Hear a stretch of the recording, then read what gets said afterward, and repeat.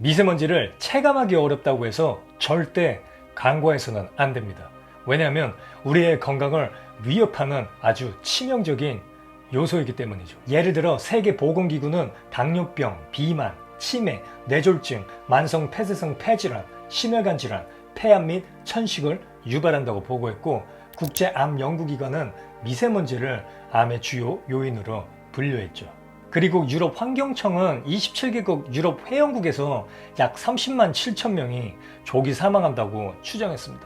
안타까운 사실은 우리나라에서 미세먼지의 위험성을 알리는 기관이 없다 보니 우리 국민들이 미세먼지를 대하는 인식이 매우 낮을 수밖에 없다는 거예요. 예를 들어 미세먼지 농도가 높더라도 요즘 같은 포근한 날씨라면 테라스에서 커피 한 잔 마신다든지, 식당 문을 열고 고기나 곱창을 구워 먹는다든지, 그리고 마스크 없이 어린아이를 유모차에 태워 돌아다니는 모습을 쉽게 관찰할 수 있을 겁니다. 그렇다고 해서 매일 집안에서만 생활할 수는 없잖아요. 그래도 웬만하면 미세먼지 농도가 높은 날에는 야외 활동을 제한적으로 가져가는 것이 우리의 건강을 챙기는 바람직한 행동이라고 생각을 합니다. 그런데 미세먼지의 문제는 여기서 그치지 않는다는 거예요.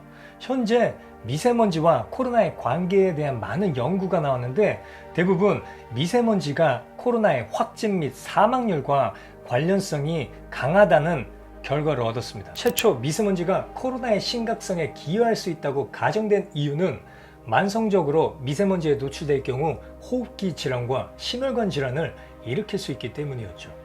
모든 연구는 대기 오염이라는 큰 카테고리에서 이산화황, 일산화탄소, 이산화질소, 오존, 그리고 미세먼지와 초미세먼지의 영향을 분석한 것입니다. 초미세먼지와 미세먼지는 각각 공기 역학적 지름이 2.5 마이크로미터, 10 마이크로미터 이하의 물질을 의미하는데, 미세먼지가 코로나의 심각성을 높이는 그 첫 번째 증거는 이탈리아 북부에서 시작되었죠. 코로나가 확산된 이후 다른 지역에 비해 이 세 개 지역에서 사망률이 높게 나타났는데, 놀랍게도 유럽 환경청의 대기질 지수에 따르면 이 지역이 이탈리아 내에서 가장 오염됐다고 보고했습니다. 그리고 중국의 120개 도시를 분석한 결과 미세먼지가 높을수록 코로나 감염과 상당한 관계가 있음을 발견했죠.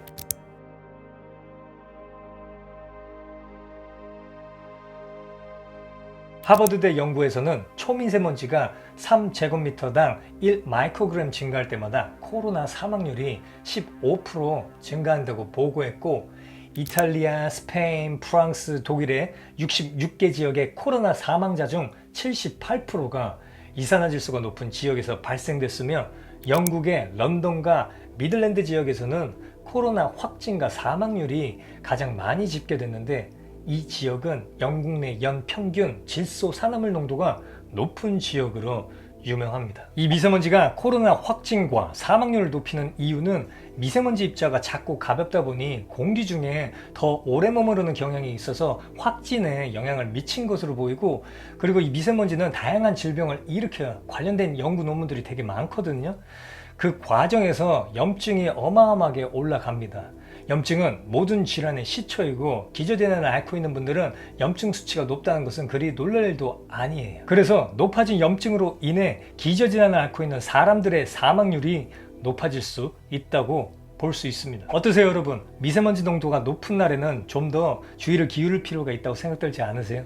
물론 마스크도 중요하지만 요즘같이 포근한 날씨에 미세먼지 농도가 높다면 꼭 신경 써서 야외 활동을 제한적으로 가져가 보면 코로나의 공포로부터 벗어날 수 있지 않을까 생각합니다. 중국 우한에서 시작된 코로나는 우한이 76일간 봉쇄됐지만 코로나는 전 세계로 퍼졌고, 중국 경제력 1위인 상하이는 한 달째 계속된 봉쇄에도 4월 25일자 신규 감염자만 1,700명가량이 나왔고 사망자는 52명 발생됐습니다. 사실상 감옥 사료와 다를 바 없다는 중국의 봉쇄령인데도 코로나 확진자와 사망자가 계속해서 발생되는 이 현실을 이해하기 어렵다면 한 번쯤은 이 미세먼지를 고려해 볼 필요가 있지 않을까요?